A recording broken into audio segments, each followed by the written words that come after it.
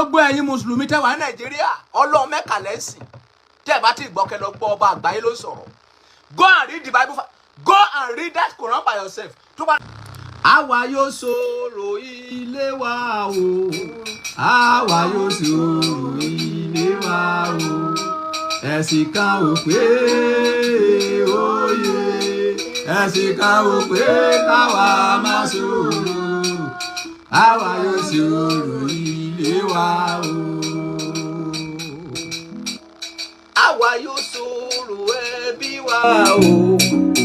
Àwa yóò sọ̀rọ̀ ilé wa o. Ṣé rí Ìsìlámù, ẹ̀sìn Ìsìlámù, ilẹ̀ Lárúbáwá ló ti wá. Lárúbáwá lọ́lọ́run sọ kalẹ̀ fún ànábì ṣe Yorùbá, Lárúbáwá ni. Àwọn bàṣẹ ń gbọ́ mi. Mo ń gbádùn sà. Nǹkan tó fẹ́ bẹ̀rẹ̀ pé ẹ̀sìn bẹ́ẹ̀ mi ṣe ro ẹ̀sìn àwọn èèyàn ló dá ẹ̀sìn sílẹ̀ láti fi jọ́sìn sí Ọlọ́run ìlú kọ̀ọ̀kan. Ọlọ́run ló dá ilé ayé, but àwọn Chinese wọn ò believe nínú Allah, wọn ò believe nínú God. Ó máa ń yà mí lẹ́nu pé Chinese, Japanese àti àwọn Korea ìlú mẹ́ta yẹn gbogbo nǹkan tá à ń lò ń lé ayé almost 80% nǹkan tá à ń lò ń lé ayé àwọn ni Ọlọ́run fún ní ọgbọ́n yẹn. Ó dẹ̀ fún Amẹ́ríkà náà, ó fún àwọn Israel, ó dẹ̀ fún àwọn Western European country kọ̀ọ̀kan. Gbogbo nǹkan tá à ń lò ń lé wa ẹ lọ wọ àwọn ìlú tó ṣe nǹkan yẹn. Ṣé wáyé tá à ṣe lọ máa mú kíní yẹn jáde nínú Quran àbí Bible pé mo fẹ́ ṣe rédíò àbí mo fẹ́ ṣe tẹlifíṣàn o àbí mo fẹ́ ṣe fan àbí mo fẹ́ ṣe air condition àbí mo fẹ́ ṣe mọ́tò àbí mo fẹ́ ṣe bátìrì mọ́tò kí lọ mú nǹkan kan jáde láti ara Bible àti Quran kí lọ fi ṣe bátìrì kí lọ mú ìwọ̀n yẹn jáde. Ó ti jẹ́ pé àwọn tá a rò pé wọ́n lẹ́sìn àwọn Chinese àwọn China gbogbo nǹkan táwọn náà ní ayé nísìnyí àwọn ló ń ṣe gbogbo ẹ̀. Ṣé a fẹ́ sọ pé wọn ní Ọlọ́run ni? Àbọ̀ Japan lẹ́gbẹ́ wọn ló ń ṣe Lexus, àwọn ló ń ṣe Toyota, àwọn ló ń ṣe Honda, àwọn ló ń ṣe gbogbo mọ́tò. A fẹ́ sọ pé wọn ní Ọlọ́run ni torí kí ni ó máa convince mi gan ni. So èmi believe pé Ọlọ́run ló dá wa, but Ọlọ́run dá àwọn ìránṣẹ́ kọ̀ọ̀kan sí ìlú kọ̀ọ̀kan ni. Ẹ bá lọ sí Japan ní ìsẹ̀wọ̀n Japan ò believe nínú ẹni ẹ̀sìn kankan, ẹ̀sìn tó ń bọ òòṣà tó ń bọ nílùú wọn ni Shinto. Nǹkan tẹ̀ ń dá fún wọn, ìlú wọn dẹ̀ dá ju a lot of Muslim or Christian country lọ. Ẹ lọ China náà lísìn, ẹ lọ sí Shanghai, ẹ lọ sí Beijing, àwọn Tianjin, àwọn Dalian, àwọn ìlú China lísìn, ìlú tí ó máa sọ pé kí China lọ́jọ́ kò ní gbogbo ilé ayé kò sí rárá.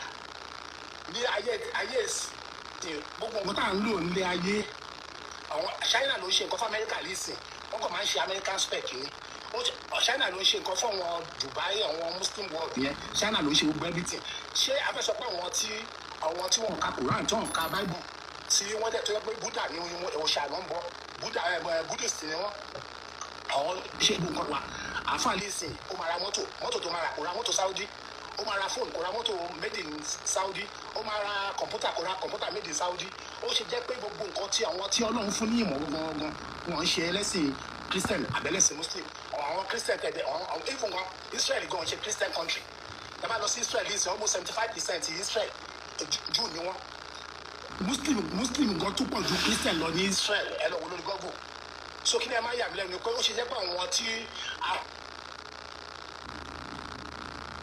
a rò pé wọn ní ẹ̀sìn àbí ìwọ̀n ọmọ Ọlọ́run, àwọn ni Ọlọ́run wá fún ní ọgbọ́n tó ń ṣe gbogbo nǹkan fún ilé ayé. Àwa yóò sọ̀rọ̀ ilé wa o. Àwa yóò sọ̀rọ̀ ilé wa o. Ẹ̀sìn kan ò pé òye. Ẹ̀sìn kan ò pé káwa máa sọ̀rọ̀. Àwa yóò sọ̀rọ̀ ilé wa o. Àwa yóò sọ̀rọ̀ ẹbí wa o. Àwa yóò sọ̀rọ̀ ilé wa o. Ẹ̀sìn kan ò pé òye. Ẹ̀sìn kan ò pé káwa máa sọ̀rọ̀. Àwa yóò sọ̀rọ̀ ilé wa o. Ẹ lọ gbé àlùkùránì mi fún mi. Ẹ gbé àlùkùránì mi fún mi. Àwa yóò sọ̀rọ̀ ilé wa o. Àwa yóò sọ̀rọ̀ ilé wa o. ẹ̀sìn ká ò pé òye ẹ̀sìn ká ò pé káwa máa ṣòro àwa ló sùúrù ilé wa wò. dúró ó ní bíbélì kan ó ní kùránì kan tí fẹ́ lọ kà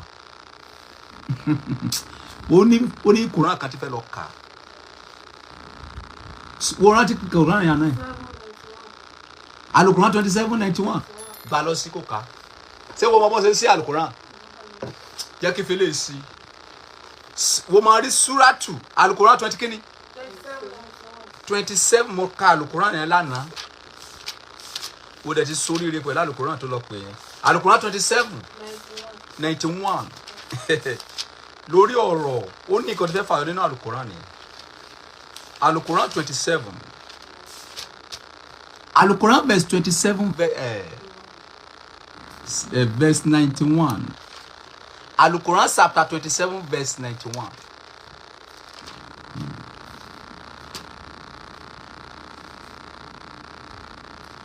oya waka 91 ká kí ló wí tó o bá kára dáradára ìpápá o rí 91 tí mo fọwọ́ sí nsìn ní sáìdì bíi. ohun tí wọ́n pa mí ní àṣẹ rẹ̀ ni pé. Ànábì ló sọ̀rọ̀ o Muhammadu ló sọ̀rọ̀ yìí o gbọ́ nǹkan tí Muhammadu sọ o ohun tí wọ́n pa mí ní àṣẹ rẹ̀ ni wípé. kí n jọ́sìn fún olúwa ìlú yìí. kí n jọ́sìn fún kíni. olúwa ìlú yìí that means wípé wẹ́wẹ́ kò sọ wípé kí òun jọ́sìn fún ọlọ́run ìlú o. There is difference between Olúwa and Ọlọ́run. Kí n jọ́sìn fún Olúwa ìlú yìí. Gbogbo ẹ̀yin Mùsùlùmí tẹ́ wà ní Nàìjíríà, Ọlọ́run mẹ́ka lẹ́sìn. Tẹ́ bá ti gbọ́ kẹ́ lọ gbọ́ ọba àgbáyé ló sọ̀rọ̀. Go and read the Bible. Go and read that Quran by yourself. Tó padà ká. Ohun tí wọ́n pa mí ní àṣẹ rẹ̀ ni pé. Ní pé kí ni? Kí n jọ́sìn fún Olúwa ìlú yìí. Ẹni tí ó ṣe ní àyè ọ̀wọ̀ tirẹ̀. Kí ló ń jẹ́ ẹni tó ṣe láyọ̀ wọ̀? Ẹni tó ṣe ní ààyè. Gbémi ẹ̀yin o jẹ́ kí fúnra mi kà. Ohun tí wọ́n pa mí ní àṣẹ rẹ̀ ni pé kí n jọ́sìn fún olúwa ìlú yìí. Somebody ta ló ní fóònù méjì tí mo lè gbé wọlé? Ta ló ní fóònù méjì?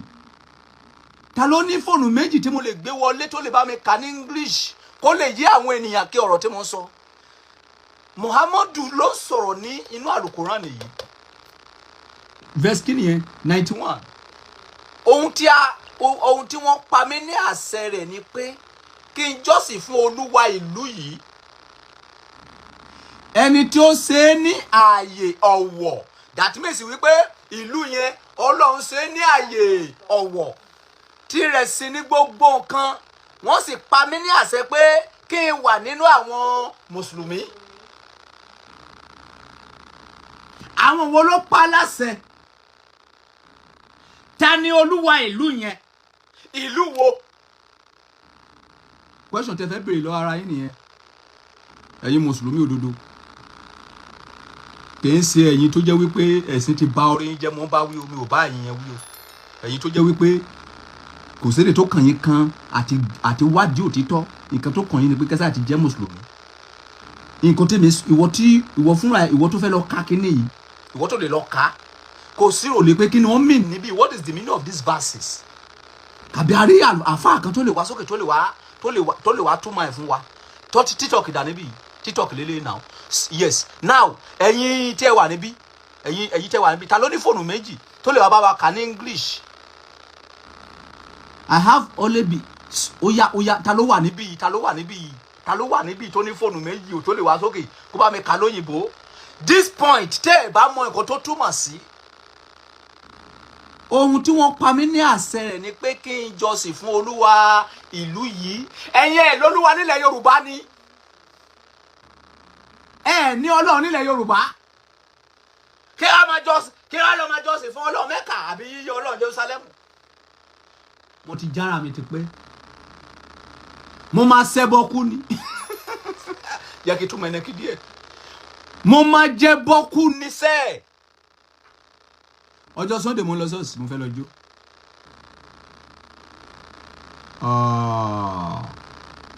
Call me I have tí bá gbé ẹ wọlé tó bá lọ ní ìpápá èpè àbáyé ẹ jẹ́. Mo ní ìdẹni tó fẹ́ bá mi kà ní mo ní ìdẹni tó fẹ́ bá mi kà ní English. Àwọn wo ló send request yìí? Kò sí àwọn palace kankan níbí yìí. Kò sí àwọn palace kankan níbí yìí. Gbogbo wọn ti sáko lọ, gbogbo wọn ti rìn gbégbé lọ. Wọ́n ti ṣiṣẹ́ ni wọ́n ṣe, kò sọ́pọlọ. Ó ṣiṣẹ́ ò lọ́pọlọ, wàá máa jìyà ni. You need 36. You need to dictate who you are. You need to dictate who you be. Kò sẹ́ni tó ní English Bible, English Quran síbí yìí. Ta ló ní English Quran? Gbogbo àwọn tí wọ́n ń gbé wọlé wọn, sápá ti ba ayé wọn jẹ́, wọn ro fira data, ìṣe náà kàn ń rólù. Wọ́n ti dẹ́ẹ̀tì wọn. Hello?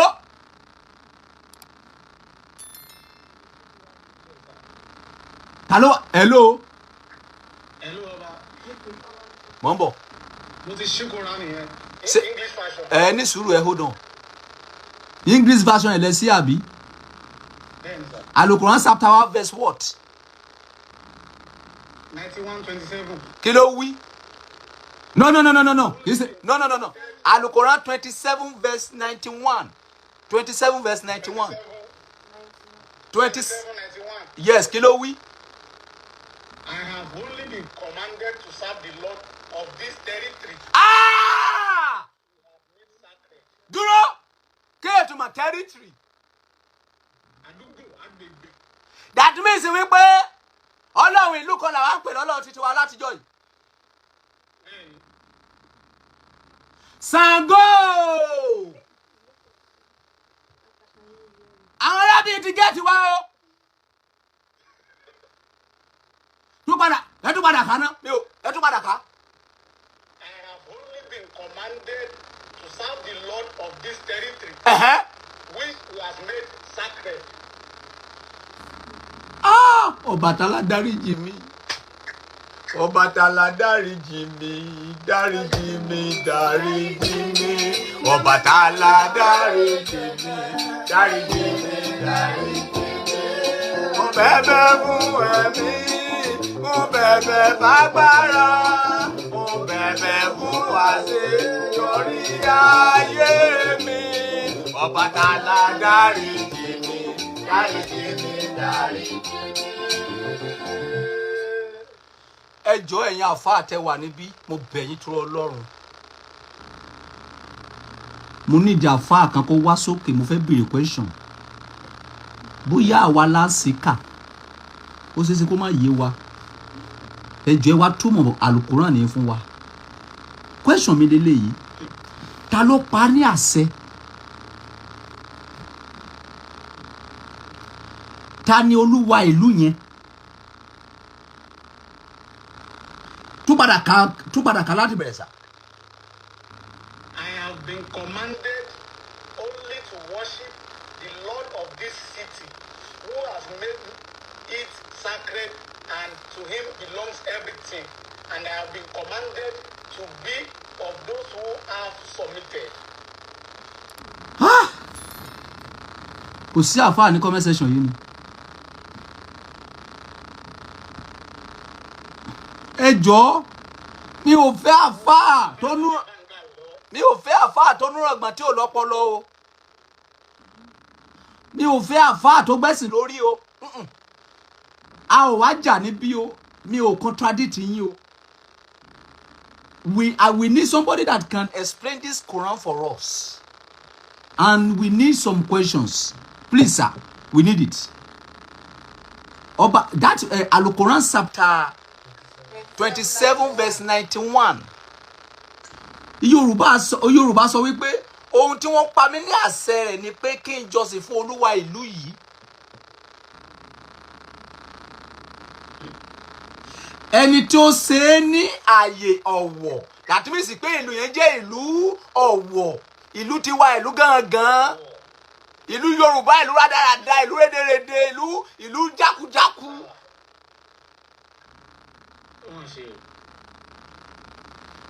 Any sùúrù sà. Say Atirafa to comment níbẹ̀ yẹn. Afa is here. Come back to TikTok. Ibi tẹ́ wà yìí kò lè ẹ má bọ̀ ní TikTok. Ibi tẹ́ Instagram tẹ́ wà yìí kò lè ẹ ò lè gbádùn yín dáadáa. Ẹ wá sí TikTok á lè gbọ́ yín clearly sir. We need Afa that can explain these verses for us very well. We need it sir.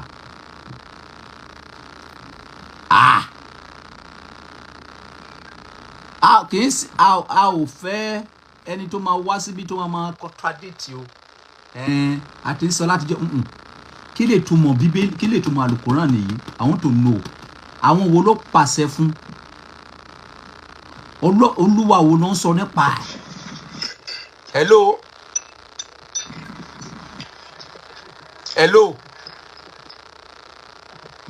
Ó dàbí ọba ìwà jẹ oníbí níjọ jádànù ní òrà yìí rédèrèdè.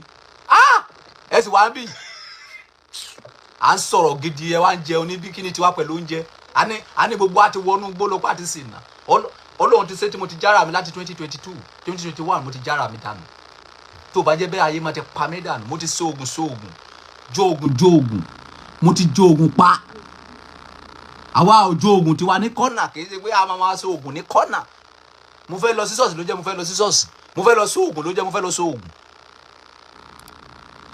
Ọmọ wa fi ìwé kan bọ́bọ̀ mi wípé ọba Solomoni wo yes má bọ̀ jẹ́ kí àfáà ilé kó dá wa lóhùn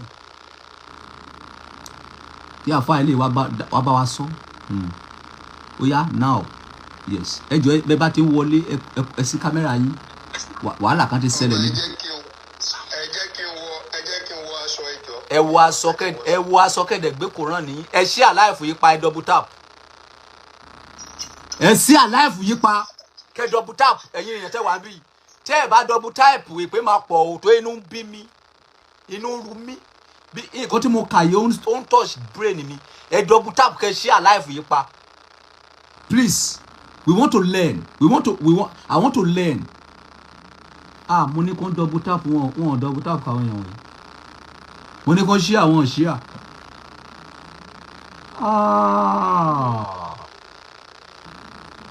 Inú lè bí mi kíkó níbi ká má sọ mọ́ kẹ máa wọnú oko ẹrú yín lọ kí ni tèmi pẹ̀lú gbèsè ayé èmi ti jára mi ti pẹ́ kò síbi tí mi ti lè so oògùn mi ò fẹ́ èèyàn so oògùn mi ò kí so oògùn òkú mi ò kí fi gbogbo òkú so oògùn mi ò pẹ̀lú àwọn tó ń kásọ òkú but máa ṣe jẹjẹrẹ jẹ oògùn máa jẹ jẹjẹjẹ ẹbọ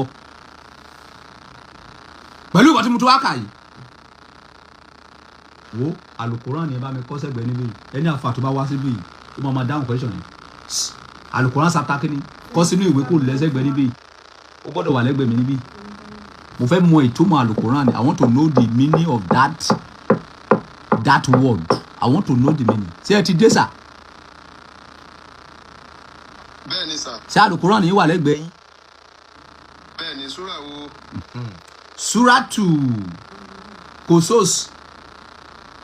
Suratu Kisos. Yes, bóyá Kisos lẹ́ ń pè bóyá Kòsós lẹ́ ń pè.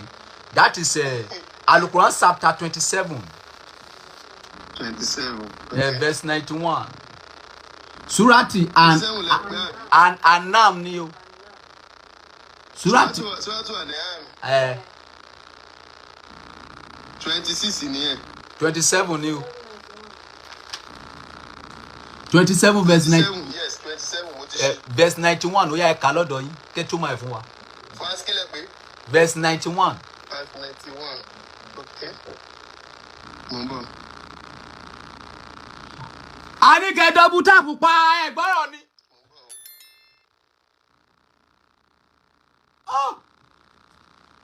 Who's fair for this generation? Verse 91. Okay. Mọ́ni ẹ̀kan yẹn dà. Mọ́ni tó ka lóyìnbó yẹn dà. Sósì wà bí àbó ti lọ.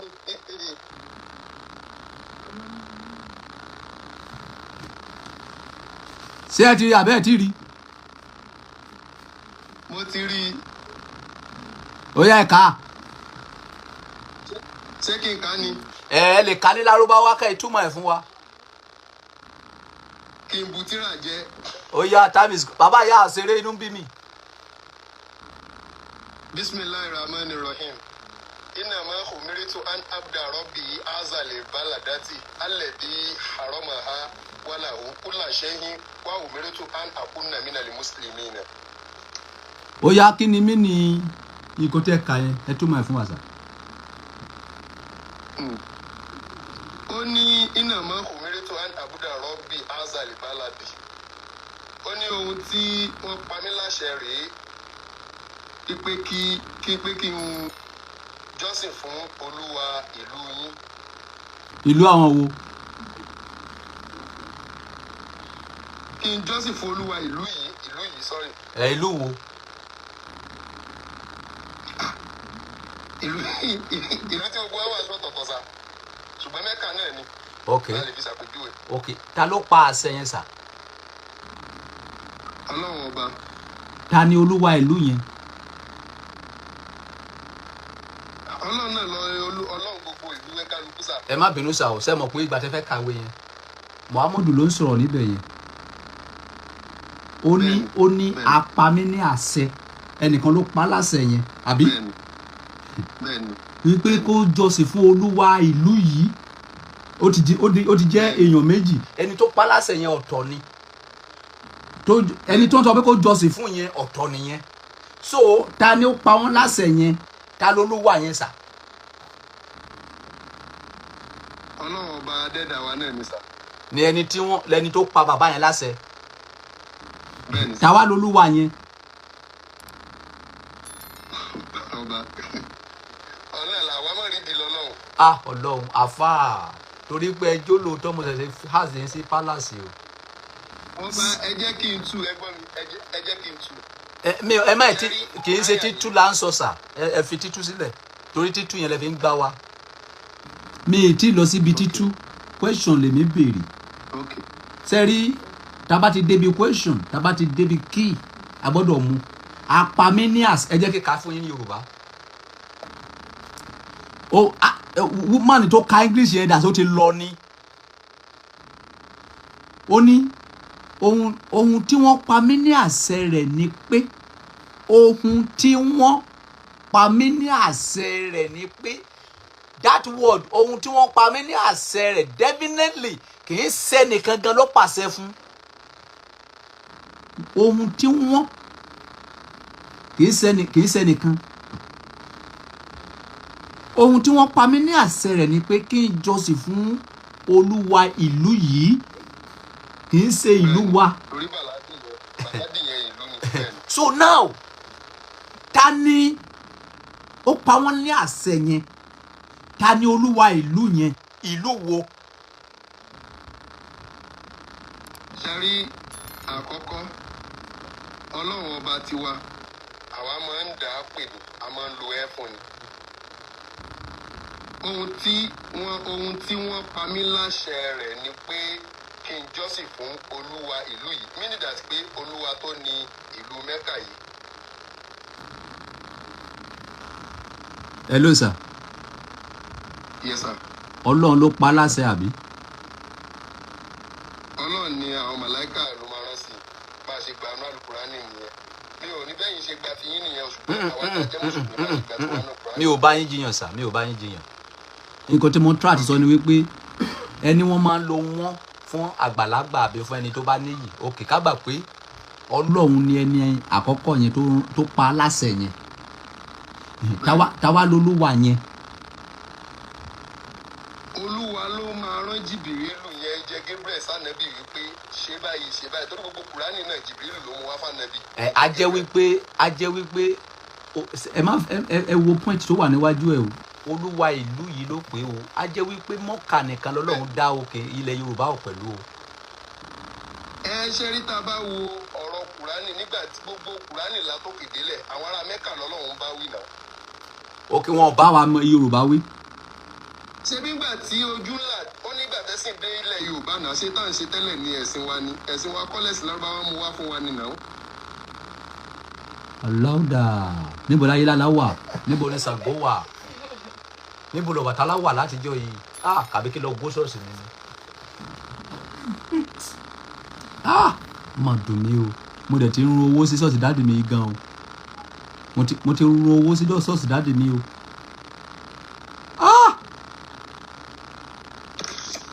Ó lágbára o. So nǹkan àwọn ará Mẹ́kà nìkan náà bá wí ní bíbí kíní yẹn ò kà wá Yorùbá. láìpẹ́ yìí ìkan nínú àwọn lárúbáwá sì jáde síta tó sọ yín pé àwọn ẹni sùúrù ó dà pé ẹ ò mọ Quran dáadáa. Ó dà ẹni sùúrù sà ẹni sùúrù ẹ̀yin má wọ́rì tí bá sáà ti sọ ẹ sáà ìgbà bẹ́ẹ̀. Osat Yusuf sọ wípé ẹ ti get it wrong wípé you don't get it pé kì í ṣe nǹkan tó sọ nìyẹn. Ẹ ló sà Osat ẹ jọ sà sẹ́ẹ̀lì wa bá wa ṣàlàyé sà. Mo ti gbé yín wọlé sà. Ó ní ẹ ò get it. Ẹ káàbọ̀ sà sí àlàáfíà lẹ́wà. Adúpẹ́ fọlọ́run àlàáfíà ni mo wà. Ẹ ló sà ẹ jọ sí àlùkùránì yẹn wà lọ́wọ́ yín sà. Mo gbà jẹ́ mo fẹ́ gbé Kùránì náà. Okay sà.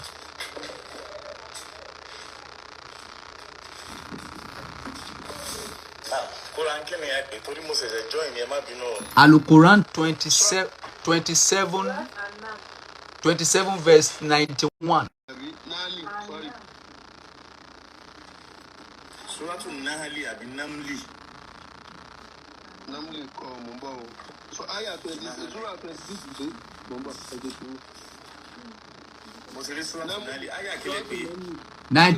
91 verse Ṣé Namli ni? 27 91. Anamli. Okay. Suratu Namli aya 91.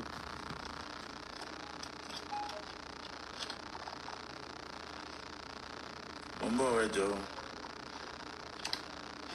Inna ma humiritu an abuda rabbi azal balada alladhi haramaha walahu. Ṣé o ti gbé fóònù ẹ dání tó lè fi ka Quran English?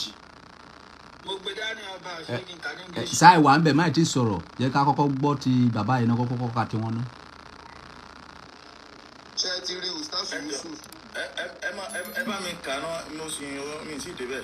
Ẹ kà lọ́dọ̀. Inna ma humiritu aya 91 inna ma humiritu an abuda rabbi azli Aya 91. azli baladati alladhi haramaha walahu kullu shay'in wa humiritu an akuna minal muslimina. Aya yẹn ni aya 91. Ó kù aya méjì péré tí súrà yẹn máa parí. Suratu Namli. Okay. Innama umirtu an a'buda rabba hadhihi albaladati alladhi harramaha wa lahu kullu shay'in wa umirtu an akuna. Kí wá ní nǹkan tí ó dàrú ń bẹ̀ gangan? Nǹkan tó dàrú ń bẹ̀ ni wípé ṣé nǹkan tẹ̀yìn kan ẹ ṣe lè ẹ kọ́kọ́ bá wa ṣàlàyé ní Yorùbá múnásà nǹkan tẹ̀ ka yẹn. Innama umirtu inna arfu tawkidi ni wọ́n fi máa ń sọ pé nǹkan tó dájú. Ọlọ́run wá ní inna dájúdájú o ma umirtu. Ọlọ́run máa fẹ́ ránṣẹ́ sí Màláíkà Jibril. Tọ́lọ́run bá pe Màláíkà Jibril tó bá rán sí Ànábì wa Muhammad sallallahu alayhi wa sallam. Màláíkà Jibril ò ní sọ wípé Ọlọ́run ní kí n sọ fún ẹ pé gẹ́gẹ́ bí Ọlọ́run bá ṣe sọ fún Màláíkà Jibril bẹ́ẹ̀ ni ó gbé kalẹ̀ fún Ànábì Muhammad sallallahu alayhi wa sallam. Innama umirtu Ànábì ní dájúdájú wọ́n pa mí láṣẹ ani a'buda rabba hazihil balad pé kí n máa jọ́sìn fún Ọlọ́run ọba tó ní ilẹ̀ yìí. Rabba hazihil balad kí n máa jọ́sìn fún Ọlọ́run ọba tó ní ilẹ̀ yìí. Alladhi harramaha eléyìí tó ṣe àpọ́nlé fún ilẹ̀ náà walahu kullu shay'in torí pé Ọlọ́run ọba ló ní gbogbo nǹkan pátápátá Ọlọ́run ọba táwọn wí lónìí. Wa umirtu adẹ̀wà pamílàsì an akuna minal muslimin pé kí n jẹ́ kan nínú àwọn mùsùlùmí. Kódà question tí ó wà láàrin yẹn ni wípé ó yá kà ní English. Okay. Kà ní English. Finland, on mute. Sorry. Change of mind. Ó yá kà ní English. Commanded only to serve the Lord of this city, that he has made inviolable to serve him and to whom all these things belongs. So nǹkan tó wá dàrú níbẹ̀ yes ní Yorùbá jẹ́ kíkà ní Yorùbá ohun tí wọ́n pa mí ní àṣẹ rẹ̀ ni pé kí ìjọsìn fún Olúwa ìlú yìí ẹni tí ó ṣe é ní ààyè ọ̀wọ̀ tirẹ̀ sì ní ohun gbogbo wọ́n sì pa mí ní àṣẹ pé kí n wà nínú àwọn mùsùlùmí nǹkan tó ń tún jáde nìyẹn. So now this is my question. Ta ni ó pa ànábì ní àṣẹ? Ta ni olúwa ìlú yẹn? Ẹ ṣeun. Ọlọ́run ló rán màláíkà Jùbírìl ló gbé ọ̀rọ̀ yẹn sẹ́nu màláíkà Jùbírìl pé kó lọ sọ fún ànábì bẹ́ẹ̀. Ọlọ́run ló rán pé innama umirtu pé apamíláṣẹ o ana àbúdà rọ́bà hazi ilbaladi Ọlọ́run ọba tó ní ìlú yìí.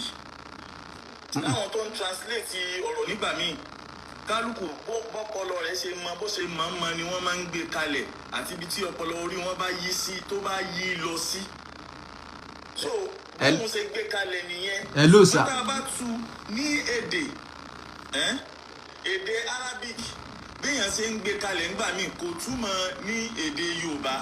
Ṣé ẹni tí wọ́n bá ní ẹ jẹ́ kí n mú àpèjúwe kan wá fún yín tí wọ́n bá ní kìtàbí sẹ́rí kìtàbí yẹn túmọ̀ ní òde òyìnbó yóò túmọ̀ my book sẹ́rí kìtàb ìwé bí èmi kìtàb ìwé bí èmi ṣùgbọ́n nígbà tí Yorùbá tí English fẹ́ ó tún ní my book my ní English kọ́kọ́ gbé wá kó tó gbé book wá but nígbà tí Arabic fẹ́ tu òun gbé tiẹ̀ wá ní ìwé lọ́kọ́ gbé wá kó tó gbé èmi wá.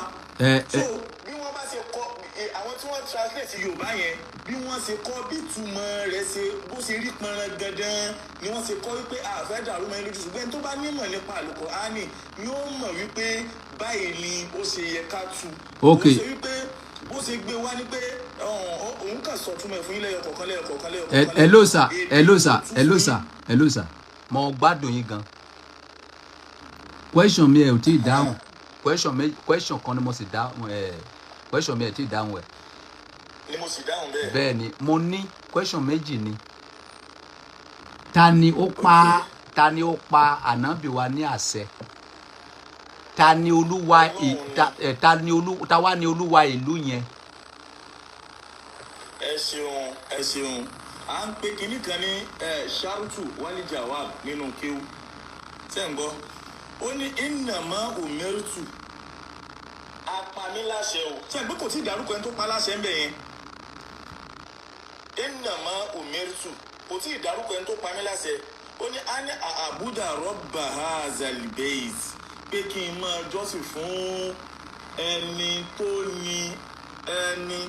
ní ìlú yìí rọ́bà ọlọ́run ọba tó ní ìlú yìí ó ṣe ṣàlàyé ẹni tó pa láṣẹ fún ayé ni ó ní wọ́n pa mí láṣẹ hello sir ẹ fúnra yín kà ní English níbí wọ́n ti ṣe sókè ẹ fúnra yín kà ní English torí tí ẹ̀yin ṣe mọ̀ wípé nǹkan tí mo kàn ń sọ fún yín ni wípé ṣe mọ̀ wípé ṣé ẹ lè fọwọ́ sọ̀yà wípé ẹ gbọ́ Lárúbáwá ju àwọn tó túmọ̀ síbí yìí lọ ni. ṣé rí ẹ jẹ́ kí n sáré ẹ má bínú sáà o ẹ jẹ́ kí n sáré ìyọ̀ nǹkan kan bẹ̀ yẹn ṣé rí àtàlẹ́ká nǹkan bákan náà but school of thought everybody ó yà ọ̀tọ̀ọ̀tọ̀ bá a ṣe ń tú èdè Lárúbáwá a mọ̀ ọ́n tún jura wa lọ. sọ̀rọ̀ mi sì yé ẹ jẹ́ kí n wá tún sáré yọ̀ nǹkan kan nínú English tó ń kọ yìí.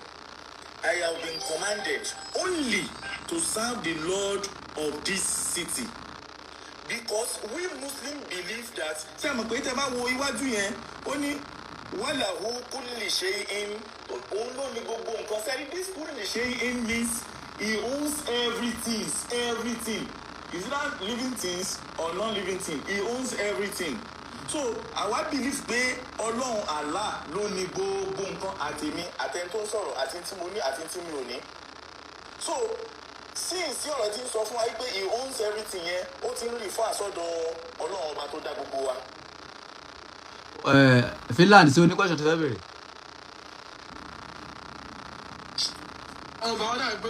question mi ò yé wọn bóyá o ní question mi tó fẹ́ bèrè. Ọ̀dà ẹ jẹ́ kí n tún mọ wá báyìí. Ihun tí ọba béèrè. Okay. Má gbé wa lọ síbi míì. I'm talking about these verses.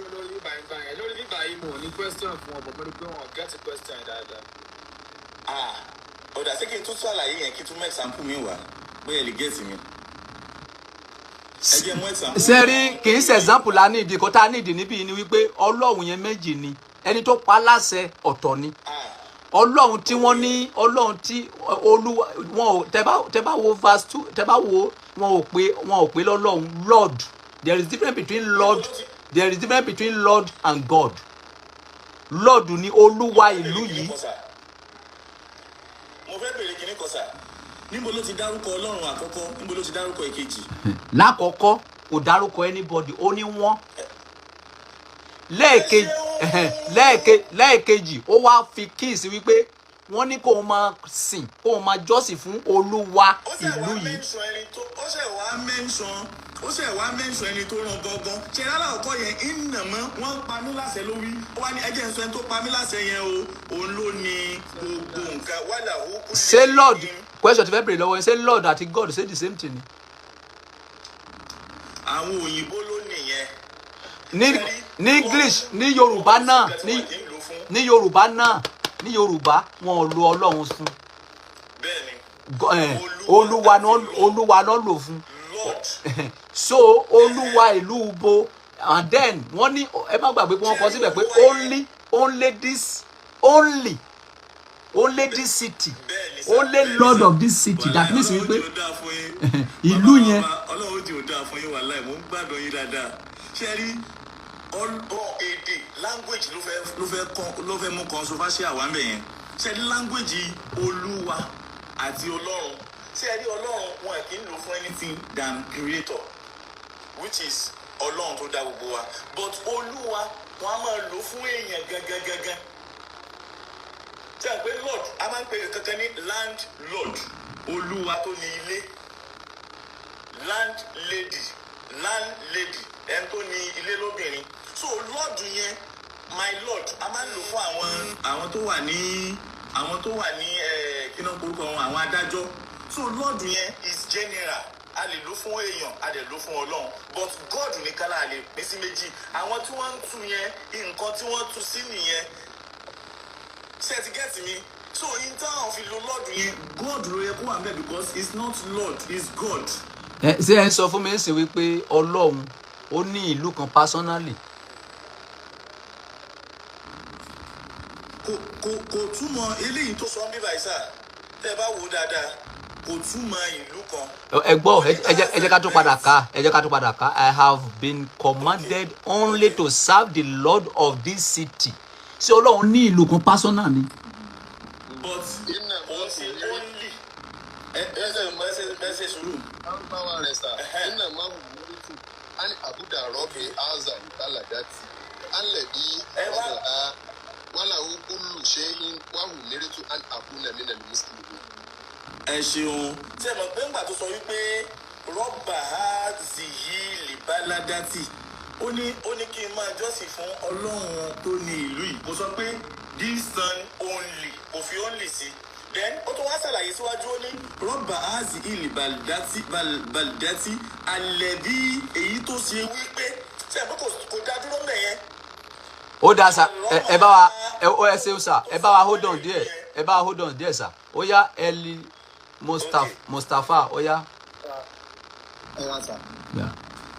Ẹ má bínú. Wọ́n yẹn ṣe gbọ́ ibi tẹ́mi fẹ́ ṣàlàyé nìyẹn. Wọ́n Màláíkà Jibril àti Ọlọ́run làwọn wọ́n yẹn méjì.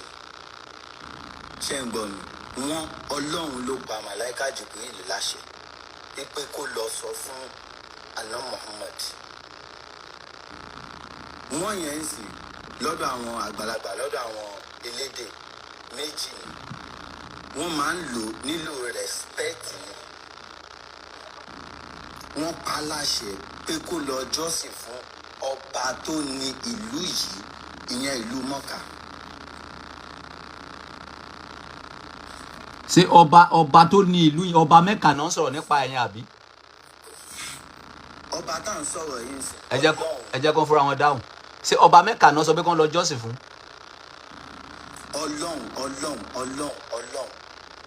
ok, ìlú Mẹ́kà nìkan lọ́lọ́run jọba lé lórí?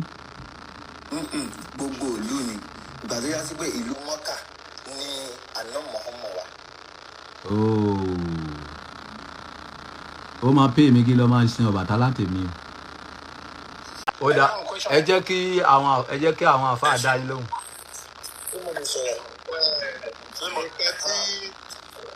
nǹkan tí mo fẹ́ sọ lórí ọ̀rọ̀ tí dádì wa international yìí sọ ìgbẹ́ international yìí ẹ rí ẹ kọ́kọ́ gbà wípé kò sí gbogbo nǹkan tọ́lọ́run dá sínú ayé tí ò ní wúlò tiẹ̀ àfẹ̀yí tí wọn ò bá mọ̀ wúlò ẹ̀. ẹlẹ́ẹ̀kejì ṣe rí èmi ní èṣù Ògún Ifá gbogbo àwọn nǹkan wọ̀nyẹn lórí Ṣàngó wọ́n rán wọn wálé ayé láwọn àsìkò kan ni wọ́n sì jẹ́sẹ́ tí wọ́n fẹ́ jẹ́ wọ́n sì bá ti wọn lọ. bọ́ ọlọ́run náà sì rán mi. wáyé tó wọn muslim àti ẹ má bínú àfà wáyé tó wọn muslim àti christian àti kọ̀ọ̀dẹ́mù kan tó yẹ pé bẹ́ẹ̀ ti ti wá rọ́gbọ́n. ẹ ṣe sùúrù. ṣe rí ẹ̀sìn àgbà lọ́kùnkúndùn amú kankan jura wa lọ. bá a ṣe wà ń bíbí táwọn ọmọ ìyá wa kan nínú ẹ̀sìn bá kọjá wọn á rọ́bìṣì gbogbo àwọn táwọn àbí pé kékeré ni wá tó fi dórí àwọn àfa táwọn àbí. big team and record kí lè fẹ́ bá wa sọ. ṣe rí àwọn àfa yìí wọ́n máa ń mislead wa àtàwọn so-called pastors. ẹ ti understand sir. ṣe rí religion ẹ ti understand a ní ẹ̀sìn àbáláyé tó jẹ́ tiwa tí àwọn bàbá ńlá wa ń ṣe káwa tó gbọ́njú mọ́ but nígbà tí àwọn English dé ẹ understand wọ́n wá fi nǹkan gbà kan lọ́wọ́ wa ni torí aláìmọ̀kan ni wá ẹ ti understand àwọn á gbé religion wa fún wa which is Christianity àwọn Arabic náà wọ́n gbé Islam wa fún wa which is their own ẹ̀sìn tó ń sìn tí wọ́n nìyẹn àwa náà ní ẹ̀sìn tí à ń sìn tó jẹ́ Ṣàngó Ọbàtálá ìṣẹ̀ṣe làwa ń ṣe àwọn tó ń ṣògùn ẹ béèrè lọ́wọ́ gbogbo wọn àwọn àfáà yẹn àtàwọn pastors pé ṣé wọn ní orúkọ àbísọ tó ń jẹ́ nílé wọn Ògúntádé Ògúnjìmí Ọ̀yágbèmí Ifágbé ẹ béèrè lọ́wọ́ wọn ẹ ti understand. ẹ jẹ́ kó ń sọ̀rọ̀ wọn ẹ jẹ́ kẹ́ni kọ̀ọ̀kan máa sọ̀rọ̀ ẹ jẹ́ kó ń sọ̀rọ̀ wọn tán ẹ má sọ̀rọ̀ yín lọ. wáì tó wá jẹ́ pé wọ́n wá nǹkan tí wọ́n gangan value ẹ̀. ní kó má ṣẹ̀sìn tó ń sìn o ẹ ti understand mi àdẹ̀ ní kí pastor má jẹ́ pastor is like a teacher ẹ ti understand mi ṣe rí ilé ìjọsìn tá à ń lọ yẹn ó dàbí meeting place ni torí pé a ní ìmọ̀ jura wa lọ back to the question you asked ẹ ń béèrè pé nǹkan kan sọ nínú Quran pé ṣé ẹ bá mi repeat question yẹn but I want to say something on it. Alukuran yẹn sọ wípé. ṣé main question tá à ń discuss lé lórí. mọ̀ ń bọ̀ ẹ̀hún gangan ló wà lórí mi. ní sùúrù ẹ jẹ́ kí ká ní Yorùbá kẹ́ tó ká ní English. ohun tí wọ́n pa mí ní àṣẹ rẹ̀ ni pé kí n jọ́sìn fún Olúwa ìlú yìí ẹni tí ó ṣe é ní ààyè ọ̀wọ̀ tirẹ̀ sí ní gbogbo nǹkan wọ́n sì pa mí ní àṣẹ pé kí n wà nínú àwọn mùsùlùmí ó yá ká ní English lọ́hùn. Okay, English yẹn ni pé I have been commanded to only serve the Lord of this city that he has made inviolably to serve him to whom all these things belongs. So it's a two different things. Question tó wà ńbẹ̀. Ẹ máa gbọ́ it's a two different. Question tó wà ńbẹ̀ ni wípé ta ló pàṣẹ fún bàbá yẹn ta ni olúwa ìlú yẹn. Ọlọ́run ló pa àṣẹ ẹ ti understand mi ẹni tó pè ní olúwa is Lord ẹ ti understand mi Lord èèyàn kan wà ní ìlú yẹn tó jẹ́ alákòóso ìlú yẹn nǹkan tá ń sọ ni tí àfáà yìí wá ń yí wa bóróbóró tó fẹ́ yí mi ṣubú látàárọ̀. ọmọ diversity ti wà jù náà rọ wọn. ẹjọ understand ẹ lè bá àwọn tó wà intelligent ẹjọ understand mi ẹ bá wọn sọ nǹkan tẹ̀ ń sọ àwọn àfáà ẹ understand nobody said you should not worship whatever you believe in ẹjọ understand me I'm not hypocrite you understand me my family are both from Christian and Muslim side and I practice both are you getting my point mi ò wà against nǹkan tẹ̀ ń ṣe but ẹ stop láti máa go against nǹkan tí abáláyé ẹ ti understand which is our own nǹkan tí ìlú wa ò ṣe dá mi because our value kọ̀tà ni ẹ wo àwọn English ẹ ti understand UK mo wà ṣẹ́rẹ́ àwọn òyìnbó àwọn náà gbé religion wá fún wa but as at now wọ́n ti ń sọ gbogbo church wọn di pop and àwọn first Anglican church all of that àwọn church tó ti pẹ́ láyé yẹn wọ́n ti sọ di pop tán òyìnbó wọn máa ń ṣe fàájì ara wọn ìlú wọn dẹ̀ ń dùn ó dẹ̀ ń dá torí pé inú wọn mọ́ síra wọn àwa dúdú diversity ti wà á máa ń confuse ara wa nǹkan burúkú wà nù brain wa ẹ ti understand mi nígbà tẹ́ ń pèèyàn ní Lord ẹ jọ ẹ fún mi 1 minute máa round up ẹ ń pèèyàn ní Lord ẹ ń pèèyàn God when you go to court there's always a leader in the court judge wọ́n máa fẹ́ dáhùn ẹ̀ wọ́n ní my Lord are you getting me my Lord which is human being my Lord. Can you call that person a God? Is he your God? It's not your God, it's just a Lord. And you understand me? Now, God is different from Lord. Ọlọ́run ọba kan ni gbogbo wa ń sìn. Kò pé méjì. And you understand me? Then Lord, when you talk about mo lè tọ́ba ní Lord, mo lè pè yín Lord. Are you God? Human being, you are just human being. You are not in presence of God. Ọlọ́run ju gbogbo Lord ó ju whatever nígbà tó ń pe ògbóni ní Lord tó ń pe àwọn tó ń ṣe àwọn pa ní Lord tó ń pe àwọn Lord ní Lord ẹ tí wọ́n ń compare so called Lord to God it's two different things that's what I want to say.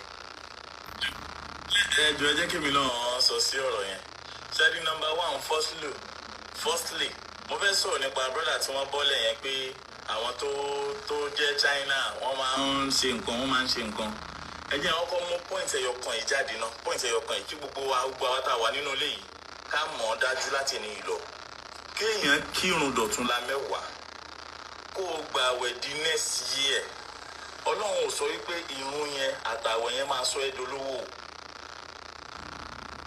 kò sàdéhùn wípé ìrun yẹn àtàwẹ̀ yẹn ó máa sọ ẹ́ dọlọ́lá o ẹni tó gbààwẹ̀ ẹni tó yọ zaka ẹni tó lọ hajj kò sí nǹkan kan tó fẹ́ gbà ń bẹ̀ nínú ayé ọ̀run ló ti máa gba ládàá yẹn ẹ jẹ́ ká kọ́ mú yẹn dání ná so wọ́n ń sẹ̀sìn yẹn ò ní pé kán mọ gbogbo nǹkan ṣe no ìwọ tó bá fẹ́ mọ̀ nípa nǹkan tó fẹ́ mọ̀ ọ́ ṣe o ní láti lọ kọ́ ìmọ̀ nípa ẹ̀ ni so gbogbo àwọn nǹkan yẹn kò ń ṣe pà ní talent ẹ̀ Nàìjíríà bíbá yìí náà but ta ló fẹ́ help wọn that's for him so question ti ọ̀rọ̀ tí brother mi kọ ní bíbá yìí nípa ọ̀rọ̀ òrìṣà ṣé rí bí mo ṣe wà yìí bẹ́ẹ̀ ṣe ń wò mí eégún mẹ́rin ló wà nílé ìyá tó bí mi eégún mẹ́rin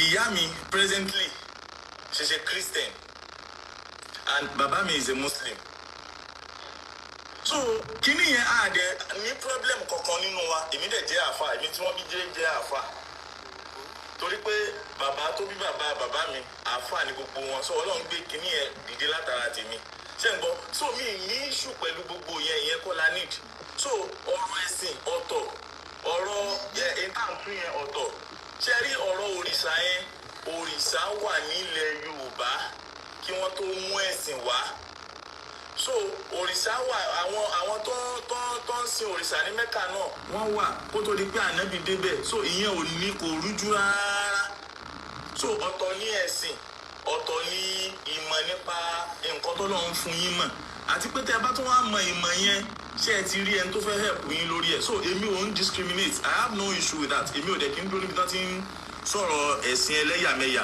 no so tó o bá tí o tẹ́ ẹ̀ bá jọ sí ìfọ̀n Ọlọ́run gan Quran gan sọ pé ká kóra wa jọ papọ̀ ká dìjọ sí kò sí. sí ara fẹ́ pamọ́dé ìtọ̀rí ni ṣé mo sọ pé kẹ́ yọ wọ́n ni ẹ fẹ́ gbèpè ni ẹ jẹ́ kó rí pé mi ráyè òfò tí bá ti fi ń jẹ mi òdètò kẹjẹ kó rí máa set mi ráyè rádaràda o so. láti gbogbo ilé ẹ̀kọ́ ètò ṣe rí lórí pẹ́sọ̀ tẹ́ ń béèrè yìí pé ọlọ́run ló ránṣẹ́ sí Muhammed pé kó máa sin ọlọ́run ìlú yẹn ṣẹ́yà kan dára láàmú ni ọlọ́run Allah ló ránṣẹ́ sí náà ọlọ́run tó wà nínú Mẹ́kà yẹn òòṣà tó wà nínú Mẹ́kà yẹn ló ránṣẹ́ sí pé kó máa sin òun torí òòṣà ló ń bẹ ní Mẹ́kà. aláwo ìyá Joshua Finland ẹ jọ mú nídìí owó a fẹ́ kọ́ school odò Ifá a gbọ́dọ̀ bẹ̀rẹ̀ sí wàhálà mi ò ní interest sí ọ̀rọ̀ ṣọ́ọ̀ṣì yẹn mọ́ mo fẹ́ kọ́ school odò Ifá because ọ̀rọ̀ tó wà nílẹ̀ tá ń gbọ́ látàárọ̀ yìí tẹ bá fetí gbọ́ dáadáa máa nìyẹn ń kàmpéènì Kaaba ó ń kàmpéènì Mẹ́kà fún wa definitely tí Ọọ̀ni òrìṣà bá fẹ́ sọ̀rọ̀ so ó máa sọ fún wa wípé ká lọ máa bọ ó máa sọ fún wa wípé ká lọ máa bọ Mẹ́kà ni ó máa sọ fún wa ká lọ máa bọ Ọlọ́run ìlú Mẹ́kà ni ṣèbí Ọlọ́run ilé Ifẹ̀ ló máa sọ pé ká máa bọ bó ṣe rí ni olúkàlùkù kàmpéènì fún ìlú ẹni ẹ jẹ́ ká lọ kọ́ àwọn ọmọ wa ní odù Ifá kí gbogbo wa padà sílé àwọn ọmọ wa nídìí láti ní lecture yẹn sí orí they need the lecture they know ṣé mo gbọ́dọ̀ pẹ̀lú ṣé mo yẹ̀kú ẹ lè fọ̀rọ̀ sókè ṣé mo yẹ̀kú ṣé mo ìjọgbì ṣé mo bàrà ṣé mo túrúpọ̀n ṣé mo ìka méjì a gbọ́dọ̀ kọ́ àwọn ọmọ wa. ọba mo fẹ́ sọ kankan sá ẹ rí ọ̀rọ̀ wọn kọ́ Ifá wọ́n mọ̀ nípa Ògún wọ́n mọ̀ gbogbo ẹ̀ ìmọ̀ kan ni téèyàn bá ní láti ní kó wa kó bẹ̀sìn jẹ́ tó bá yẹ kó fẹ́ mọ̀ nípa ìmọ̀ yẹn. wọ́n máa padà lé mọ̀ ní pé ní mọ́sálásí sẹ̀ wọ́n máa padà. ìmọ̀ ni ìyẹn lè lọ́kọ̀ ìmọ̀ ni o lè lọ́kọ̀ wípé báwo ni. aráàmù ni aráàmù o gbọ́dọ̀ sin Ọlọ́run àti ẹ. àwọn máa ń wọṣẹ́ náà àwọn máa ń wọṣẹ́. ìmọ̀ yàtọ̀ sí ọba ìmọ̀ yàtọ̀ sí sísìn o ẹ máa sìn yàtọ̀ sí mo fẹ́ lọ kọ́ o ìyẹ̀pẹ̀ wíwò kíkọ́ ni o bí ìgbà téèyàn ń da fọ́lẹ̀ ni o. ok ẹ máa ń wo yẹ̀pẹ̀ ẹ tún máa ń wo yẹ̀pẹ̀ bẹ́ẹ̀ ṣe wà yìí. bẹ́ẹ̀ni. aláùdà ẹ máa bọ̀ níjọ ọmọlúwàbí ká máa ṣiṣẹ́ a nídìí àwọn àfáà tó lè wo yẹ̀pẹ̀ níbẹ̀ mi mọ̀ pé ń wo yẹ̀pẹ̀.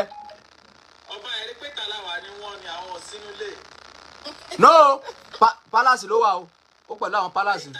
ìtàlàwà ni wọ́n ṣe àwọn àfáà ìtàlàwà làwọn. bí báwo. àwọn ṣe àwọn àfáà gbogbo àwọn àfáà ilé iyọ̀ ti wà nígboro. ṣé ẹ rí àfáà ilé yìí jẹ́ kí n sọ kíní kan fún yín. wọ́n mẹ́nu ẹ̀. ṣé ẹ rí jẹ́ kí n sọ ṣé ẹ rí àwọn àfáà tó kù yẹn wọ́n mẹ́nu ẹ̀ wọ́n pretend ni. eléyìí tóun ṣe nísìn ó type ànáǹtì mi ni wípé nǹkan tí n bá ń ṣe o mi ò lè máa bẹ̀rù ènìyàn kí lọ dúró de Ọlọ́run nǹkan báyìí ni mò ń ṣe. so àwọn kan ń ṣe but they cannot wọn ò ní ìgboyà láti bọ́ ta pé mò ń ṣe. so tí ẹnìkan bá débi tó bá fẹ́ no contradict àwọn náà máa bọ́ ìta wọn máa contradict ẹ̀ ṣùgbọ́n òun ìṣòro sọ fún yín pé òun wo yẹ̀pẹ̀ òun dẹ̀ ní ìmọ̀ míì tó jẹ́ ti Yorùbá tí òun ò lè kó sọnù. so that is it we don't need to be a ò ní ìdàtí máa bobo líbo ara wa but nǹkan tèmi kan mọ̀ ni wípé ṣé ẹ rí ní generation ọba Solomon yìí anybody tó bá ti jára ẹ̀ tó bá fi prayer gba àbí wọ́n lọ fi wàásù òfò kan gba wà láìtàlá ẹ̀ nìyẹn ikú ìyá ló máa padà kú. ṣé a ti ní ọjọ́ kan tó yà sọ́tọ̀ fún ìṣẹ̀ṣe nílẹ̀ Yorùbá ṣé wọ́n ti ní. àwọn ìlú òkè náà máa ti ń ṣe àwọn ọ̀nà kò ṣe Nàìjíríà. mo gbọ́ wọ́n ti fún ọ ní ọ̀dì 20 kìíní kan. a ní tó máa gbilẹ̀ tó máa ṣe láàrin gbogbo ilẹ̀ Yorùbá tó máa jẹ́ worldwide. tó máa dàbí Christmas day. yes. ọmọ yẹn sọ pé àwọn ìlú náà máa ń dá àwọn yẹn ṣe personally kò ń ṣe Nàìjíríà generally. tàbá dẹ̀ fẹ́ ṣe ètò yẹn ẹ jẹ́ ká fi ṣe ètùtù débi wípé bó jẹ́ ọ̀sẹ̀ méjìlá fẹ́ fi ṣe bó jẹ́ oṣù kan káwa náà ní nǹkan tó máa ṣe bóyá tó bá ti dìgbà máa máa yóò dé àní máa bára wa sọ̀rọ̀.